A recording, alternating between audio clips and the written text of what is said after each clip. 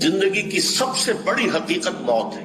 ہم بلائے رکھتے ہیں، اپنے ذہن سے اسے دور رکھتے ہیں، لیکن واقعہ یہ ہے کہ زندگی کی سب سے بڑی حقیقت موت ہے. خدا کے منکر پیدا ہوئے ہیں لیکن موت کا انکار کرنے والا بھی کوئی پیدا نہیں ہوا.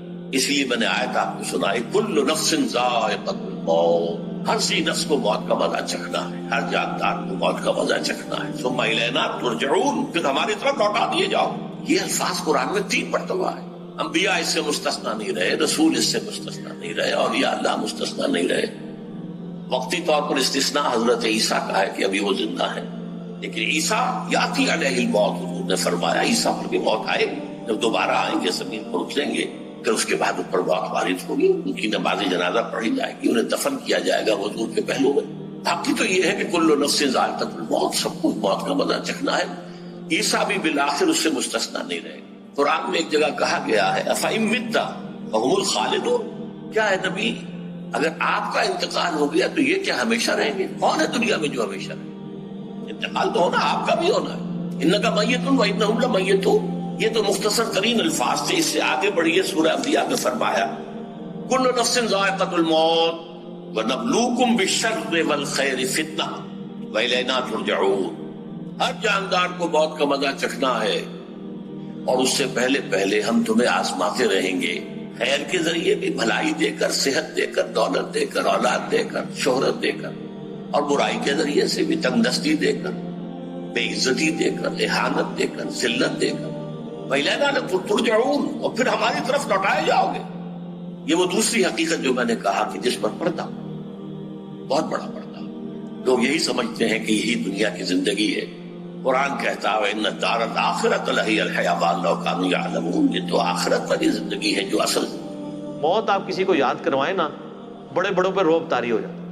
اصل میں ان لوگوں نے کبھی سوچا نہیں ہوتا کہ ہم نے مرنا ہے. جب ایک دفعہ کوئی یاد کروا دے نا، سر چھٹی کا دودھ یاد آ جاتا ہے. اس لیے موت کا راگ راپنے کی ضرورت ہے. چوراہوں پہ کھڑے ہو کے، چھتوں پہ چڑھ کے ایک ہی بات کرنے کی ضرورت ہے کہ مرنا ہے. جب مرنا ہے تو سر پھر آپ اپنی مرضی کی زندگی نہیں گزار سکتے، پھر خدا کی مرضی کی زندگی گزاریں گے. زندگی کا حصہ ہے ڈیتھ. ڈیتھ تو انیویٹیبل ہے، اور اس کو جب ہم کہہ رہے ہوتے ہیں، ایون کہنے والا بھی یہ سمجھ رہا ہوتا ہے کہ میں کہہ تو رہا ہوں کہ موت آنی ہے، لیکن ابھی نہیں، ابھی آنی میری، ابھی مجھے کچھ نہیں ہونے والا، اور یہ اوروں کے لیے کہا جا رہا ہے. اچھا، میں ایز اے میڈیکل ڈاکٹر یہ جانتا ہوں کہ جس وقت لوگ مرنے، میرے ہزاروں لوگ میرے آنکھوں کے سامنے مرے ہوں گے، ہزاروں لوگ. تو جس وقت بندہ فوت ہونے لگتا ہے تو اس کے فوت ہونے سے تھوڑی دیر پہلے اس کا جو ہارٹ ہے نا، وہ اس کا کام کم ہونا شروع ہو جاتا ہے. جب دل کی بلڈ سپلائی برین کو کم ہوتی ہے تو جو سب سے پہلے برین سے چیز جاتی ہے وہ کانشیس لیول جاتا ہے. اس وقت تک ہمیں پین، شین، دکھ، تکلیف، اذیت، یہ ان چیزوں سے تو ہم ٹوٹلی آزاد ہوں گے.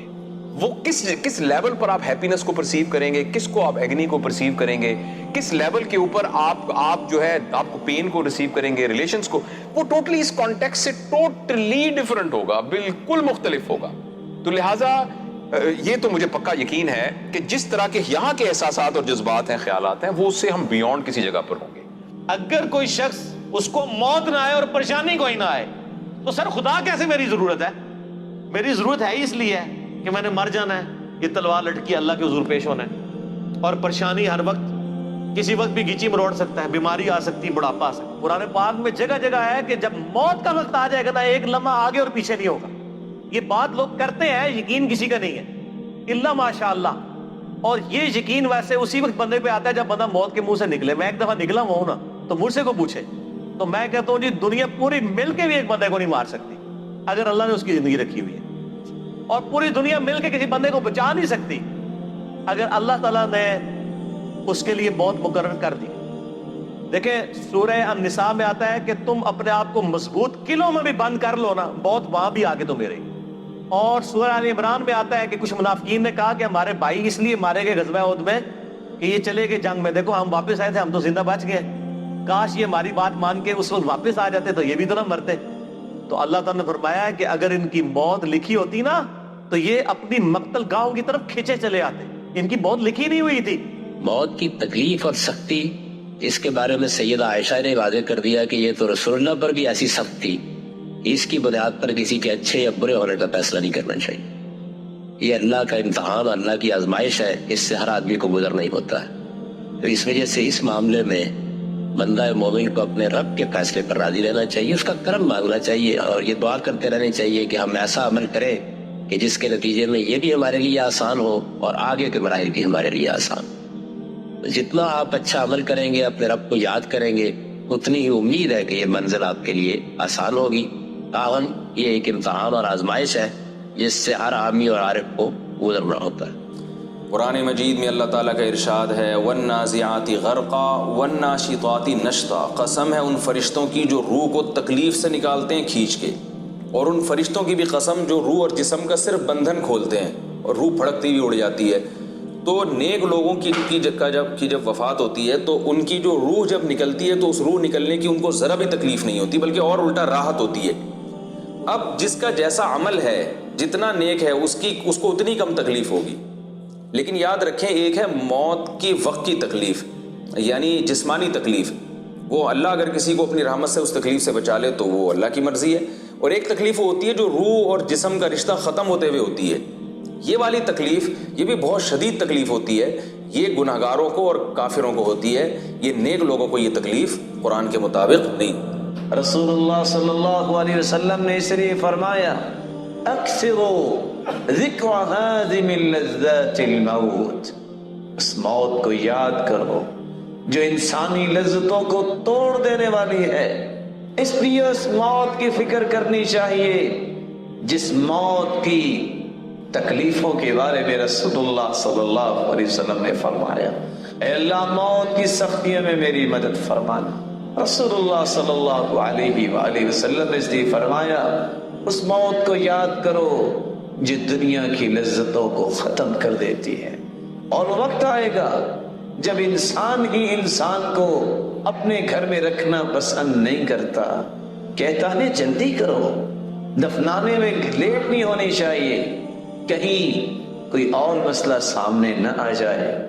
اور رسول اللہ صلی اللہ علیہ وآلہ وسلم نے فرمایا جو شخص فوت ہو جاتا ہے، قبر میں داخل کر دیا جاتا ہے، صبح و شام اس کا ٹھکانہ اس کو دکھایا جاتا ہے، اگر جنتی ہے تو جنت دکھائی جاتی ہے، اس پہ پیش کی جاتی ہے، اور اگر جہنمی ہے تو جہنم کا ٹھکانہ اس پہ پیش کیا جاتا ہے۔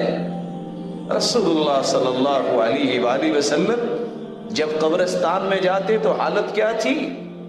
براء ابن عازب رضی اللہ تعالی عنہ فرماتے ہیں ہم اللہ کے رسول صلی اللہ علیہ وسلم کے ساتھ ایک جنازے میں تھے، آپ قبر کے کنارے پہ بیٹھے، رونا شروع کر دیا یہاں تک کہ پٹی بھیگ گئی، اور فرمایا یا اخوانی اور میرے بھائیوں اس قبر کی تیاری کر لو، یہ قبر یا یہ جنت کے باغیچوں میں سے ایک باغیچہ ہے، یہ گڑھوں میں سے ایک گڑھا ہے۔ اللہ ہم سب کو محفوظ فرمائے۔ کل نفس ذائقۃ الموت وانما توفون اجورکم یوم القیامہ، ہر جاندار کو موت کا مزہ چکھنا ہے، اور پھر تمہیں پورا تمہارا اجر اور بدلہ دے دیا جائے گا قیامت کے دن۔ فمن زحزح عن النار وادخل الجنۃ فقد فاز، جو کوئی آگ سے بچا لیا گیا اور جنت میں داخل کر دیا گیا وہ تو کامیاب۔ اللہم ربنا اجعلنا منہم، اللہم ربنا اجعلنا منہم، اللہم ربنا اجعلنا منہم۔ صحیح مسلم کی حدیث ہے جب جنتی جنت میں داخل ہوں گے تو ان کو خوشخبری ملے گی کہ تمہیں مبارک ہو اللہ کی طرف سے، آج کے بعد تمہیں موت نہیں آئے گی، ہمیشہ زندہ رہو گے، آج کے بعد تم بوڑھے نہیں ہوگے، ہمیشہ جوان رہو گے، 30 سال عمر رہے گی، آج کے بعد تم کبھی بیمار نہیں پڑو گے، ہمیشہ تندرست رہو گے، آج کے بعد تم کبھی بدحال نہیں ہوگے، ہمیشہ خوشحال رہو گے۔ اور ایک اور حدیث کے اندر بخاری مسلم کی 5ویں چیز بھی یہی ہے کہ آج کے بعد تمہارا رب تم سے کبھی ناراض نہیں ہوگا، ہمیشہ ہی راضی رہے گا۔ دنیا میں انسان کی ٹینشن کیا ہوتی ہے؟ یار یہ کیا اللہ ناراض نہ ہو جائے۔ جنت میں کوئی ایسا کام نہیں جس سے اللہ ناراض ہوتا ہو، تو کوئی تکلیف جس چیز کا نام ہے نا وہ جنت میں نہیں۔ تو یہ اللہ تعالیٰ کی بڑی مہربانی ہے کہ اللہ تعالیٰ آپ کو بہت بڑا سٹیٹس دینے والا ہے، یہ اس کی مہربانی ہے کہ وہ تو خود اکیلا تھا لیکن اس نے اپنی کوالٹیز میں جنت میں آپ کو بھی شریک کر لیا ہے۔ مخلوق اور خالق کا فرق اپنی جگہ موجود ہے، لیکن اس کی کوالٹی کیا تھی؟ موت نہیں آئے گی، اس نے کہا چل تجھے بھی نہیں آئے گی۔ اس کی کوالٹی تھی کہ جو چاہتا تھا وہ کر دیتا تھا چل تجھے بھی یہ کوالٹی جو تو خواہش کرے گا تجھے مل جائے گا. ومل حیات دنیا اللہ متاع غرور. اور دنیا کی زندگی تو سوائے دھوکے کے سامان کے اور کچھ نہیں. دھوکہ کس معنی میں؟ یہ تمہیں اصل زندگی سے غافل کر دیتی ہے.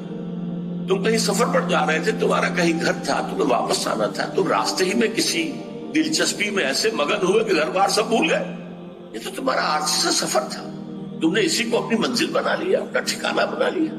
ویسے دنیا کی زندگی دھوکہ نہیں ہے, بڑی حقیقت ہے. اس لیے کہ حضور نے فرمایا انما الدنیا مزرعۃ الآخرہ, یہ دنیا آخرت کی کھیتی ہے. یہاں بوؤ گے تو وہاں کاٹو گے, یہاں کچھ کمائی کرو گے تو وہاں اس کا بدلہ ملے گا. اس اعتبار سے دنیا بہت بڑی حقیقت ہے, ایک ایک لمحہ بہت بڑی قیمتی شے ہے.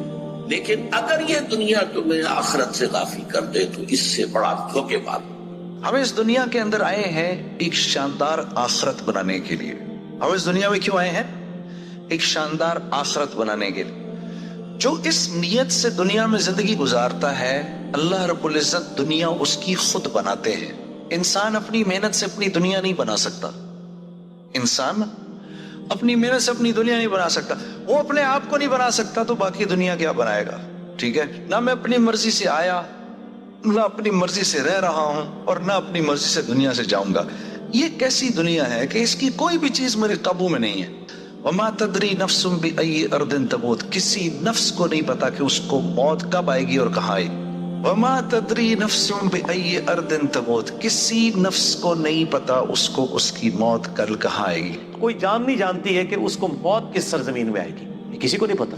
سورۃ الحدید آیت نمبر 22-23, ما اصاب من مصیبت فی الارض, کوئی بھی مصیبت نازل نہیں ہوتی زمین میں, ولا فی انفسکم, نہ تمہاری جانوں میں, الا فی کتاب من قبل ان نبرأها, مگر یہ کہ ہم نے لوح محفوظ میں وہ پہلے ہی لکھ لیا ہے. یعنی زمین پہ جتنی تکلیفیں آتی ہیں, یعنی کوئی سونامی آتا ہے, سیلاب آتا ہے, طاعون کا مرض پھیلتا ہے, زلزلہ آتا ہے, اللہ تعالیٰ فرماتا ہے یہ ہم نے پہلے لوح محفوظ میں لکھا ہے کہ 8 اکتوبر 2005 کو پاکستان میں زلزلہ آئے گا اور اس میں 1 لاکھ بندہ مر جائے گا. یہ ہم نے پہلے لکھا ہوا ہے. سر آج کا نہیں, جب سے تقدیر لکھی ہوئی ہے. تمہاری جان میں بھی, یعنی کسی کو بلڈ کینسر ہونا ہے, کسی کے گردے فیل ہونے ہیں, کسی کو ہارٹ اٹیک ہونا ہے, کسی نے ایکسیڈنٹ میں مرنا ہے, کسی نے شیر کے منہ میں جا کے مرنا ہے, کسی نے کریش میں مرنا ہے, کسی نے سمندر میں ڈوبنا ہے. اللہ فرماتا ہے ہم نے یہ پہلے ہی لکھ دیا. ہماری پیدائش ہے بھی پہلے. کیوں؟ ان ذالک علی اللہ یسیر, بے شک یہ اللہ پہ آسان ہے. لکی لا تأسوا علی ما فاتکم, یہ ہم نے اس لیے لکھ لیا تاکہ تم افسوس نہ کرو اس پر جو تم سے چھن جائے. کسی کی آنکھیں چھن گئی ہیں نا, وہ یہ افسوس نہ کرے یار میری آنکھیں کو لے لی. یہ تو اللہ نے ڈیسٹنی میں مقرر کی تھی. وَلَنَبْلُوَنَّكُمْ بِشَيْءٍ مِّنَ الْخَوْفِ وَالْجُوعِ وَنَقْصٍ مِّنَ الْأَمْوَالِ وَالْأَنفُسِ وَالثَّمَرَاتِ, ضرور آزمائیں گے بھوک سے, خوف سے, جان اور مال میں نقصان سے. پھر چیک کریں گے کہ کون کہتا ہے انا للہ و انا الیہ راجعون, اللہم اجرنی فی مصیبتی واخلف لی خیرا منہا. ولا تفرحوا بما آتاکم, اور مت شیخی بگاڑو جو تمہیں مل جائے کہ میں نے بڑا کمال کیا. واللہ لا یحب کل مختال فخور, اللہ تعالیٰ شیخی بگاڑنے والوں کو پسند نہیں کرتا. تو اللہ تعالیٰ نے فرمایا کہ ہم نے تقدیر میں چیزیں اس لیے لکھ لی تھی کہ بعد میں غم نہ کھاؤ. تو سر آپ غم نہیں کھاتے, دنیا میں آپ زندگی گزار ہی نہیں سکتے, کڑ کڑ کے مر جائیں گے. اگر ہر چیز کو آپ کیٹر فار کریں گے, یہ کیا ہو گیا میرے ساتھ, یہ کیا ہو گیا. لوگ کہتے ہیں نیک موت, اچھی موت, اس کی کچھ علامتیں ہیں. انسان کو اللہ مرنے سے پہلے خوشخبری دے دیتے ہیں, اس لیے موت کا خوف اس سے دور ہو جاتا ہے, بلکہ وہ خوشی خوشی اپنی عبادت, تیاری, ذکر میں مشغول رہتا ہے. اس پہ موت کی ہلکانی ظاہر نہیں ہوتی. اللہ کے رسول بھی کلمہ پڑھتے پڑھتے, گفتگو کرتے کرتے, اور صحابہ کرام بھی اللہ کے پاس گئے. دوسری نشانی, جس کو اللہ عزوجلال کلمہ نصیب کر دے, اس سے بڑا کوئی خوش نصیب نہیں. موت کے وقت جسے کلمہ نصیب ہو جائے, اللہ کے پیارے پیغمبر نے فرمایا یہ اچھی موت بھی ہے اور ساتھ یہ جنت بھی جائے گا. تیسری نشانی, موت کے وقت اس کی پیشانی پہ پسینہ آ جائے, یہ اس کے حسن خاتمہ کی نشانی ہے کہ اچھی موت ہے. چوتھی نشانی, جمعے کے دن, یہ جمعے کی رات کو جو فوت ہوتا ہے اللہ اسے عذاب قبر سے محفوظ فرمائیں گے, جیسا کہ جامع ترمذی کی روایت. پانچویں نشانی, اللہ کے دین کا دفاع کرتے ہوئے جو دنیا سے چلا گیا, یہ بھی اس کی اچھی موت ہے. اور اس طرح اپنی جان کا دفاع کرتے ہوئے جو اللہ کے پاس چلا گیا, یہ بھی اس کی اچھی موت ہے. رسول اللہ صلی اللہ علیہ وآلہ وسلم نے فرمایا جو میدان جہاد میں اپنی جان دے بیٹھا, یہ بھی حسن خاتمہ کی نشانی ہے. صحیح بخاری کی روایت 5732 کہ جو طاعون کی بیماری میں جو ایک وبائی مرض تھی، اس سے یہ فوت ہو جائے وہ شہید ہوگا. رسول اللہ صلی اللہ علیہ وآلہ وسلم نے فرمایا الموت بداء البطن، پیٹ کی بیماری سے کوئی بیماری جس کا پیٹ کے ساتھ تعلق ہے اور وہ فوت ہو جائے وہ شہید ہوگا. المبطون شہید، صحیح بخاری کی روایت ہے. جو ڈوب کے مر جائے پانی میں، یا اس پہ کوئی چیز گر جائے، پہاڑ یا کوئی چھت یا کوئی اور چیز، فوت ہو جائے، آپ نے فرمایا وصاحب الحجر شہید والغریق شہید، جو پانی میں ڈوب جائے وہ بھی شہید ہے. کسی کو آگ لگ جائے، اللہ سب کو محفوظ فرما دے، وہ بھی شہید ہے. ایسی بیماری جس سے پھیپھڑے ختم ہو جاتے ہیں، شہید ہے. المبطون شہید. آج کل کی کرونا وائرس بیماری کی وجہ سے پھیپھڑے، کڈنی اور یہ ساری چیزیں ختم ہو جاتی ہیں. جو اس طرح اللہ کے پاس چلا جاتا ہے اس شہادت کا مرتبہ پاتا ہے. اور ملک الموت کہتا ہے اے خبیث روح جو خبیث جسم میں تھی، اخرج، باہر آؤ. وہ واپس تو ہو نہیں سکتا، اپنے آپ کو روک تو سکتا نہیں. تو وہ حیران، پریشان، خوف زدہ. تو اس کے جواب میں اس کو ملک الموت کہتا تیار ہو جا خوفناک عذاب کے لیے اور کھولتے پانیوں کے لیے، کانٹے دار جھاڑیوں کے لیے اور بے شمار عذاب کی شکلوں کے لیے. تو اس کی روح کو جب کھینچتے ہیں تو رگ رگ سے وہ کٹ کٹ کے نکلتی ہے، تو سارا وجود زیر و زبر ہوتا ہے. سکرات کا درد ساری دنیا کے دردوں پر حاوی ہے. جب اس کی روح نکلتی ہے اور اس کو لے کر آسمان پر چلتے ہیں تو دروازے پر پہنچتے ہیں تو اندر سے فرشتے پوچھتے ہیں کون ہے؟ کہتے ہیں فلاں فلاں کا بیٹا ہے. کہا یہ تو وہی بدماش ہے جو بدماش جسم میں تھا، یہ وہ بدبخت روح ہے جو بدبخت جسم میں تھی. اس کے لیے آسمان کے دروازے نہیں کھل سکتے، اسے واپس کر دیا جائے. اور ان کے لیے جنت کے دروازے نہیں کھلیں گے. پھر یہ وہاں سے نیچے گرائے جاتے ہیں جو اللہ کا قید خانہ ہے سجین. وما ادراک ما سجین کتاب مرقوم. وہ تمہیں خبر نہیں کہ وہ کیا خوفناک قید خانہ ہے جو اللہ تعالیٰ نے بنایا ہے، اسے وہاں دھکیل دیا جاتا ہے. پھر قیامت تک اس کے لیے انتظار کی گھڑیاں ہیں اور عذاب کی شدت ہے. اور جب کوئی نیک مرد عورت کے جانے کا وقت آتا ہے تو اس کے لیے بھی فرشتے آتے ہیں اور آ کر اس کو خوشخبری دیتے ہیں اور آ کر اس کو تسلی دیتے ہیں کہ آپ غم نہ کریں، پیچھے والے بھی آپ کو مل جائیں گے، آپ خوف نہ کریں، آگے ساری منزلیں آپ کے لیے آسان ہیں، آپ کے لیے جنت بھی تیار ہے، رب بھی مہربان ہے. اور حدیث پاک میں آتا ہے کہ ملک الموت اور 4 فرشتے آتے ہیں. وہ 4 فرشتے اس کو سہلاتے ہیں، دباتے ہیں کہ موت کا درد اسے محسوس نہ ہو. اور ملک الموت فرماتے ہیں اے نیک روح جو نیک جسم میں تھی باہر آؤ، آپ کو بشارت ہو آپ کے لیے جنت تیار ہو چکی ہے اور وہاں کی ساری نعمتیں آپ کے لیے میسر ہو چکی ہیں اور اللہ آپ پہ راضی ہو چکا ہے اور اللہ آپ پہ خوش ہو چکا ہے.